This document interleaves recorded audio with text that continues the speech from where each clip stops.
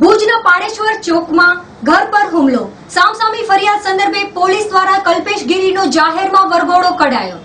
ભુજના પાડેશ્વર ચોકમાં 5 દિવસ અગાઉ પૈસા મુદ્દે બે શખ્સો વચ્ચે મારામારી સર્જાઈ હતી, જેમાં બાલુભા મોડ અને કલ્પેશ ગીરી ઉર્ફે મુન્ના વચ્ચે પૈસાની ઉઘરાણી મુદ્દે ઘરે ઝઘડો થયો હતો, જે બાબતે પોલીસે ફરિયાદ નોંધી હતી, જેના પગલે પોલીસ દ્વારા મુન્નાને ભુજ શહેરના પાડેશ્વર ચોકમાં જાહેરમાં ફેરવીને સજા ફટકારી હતી।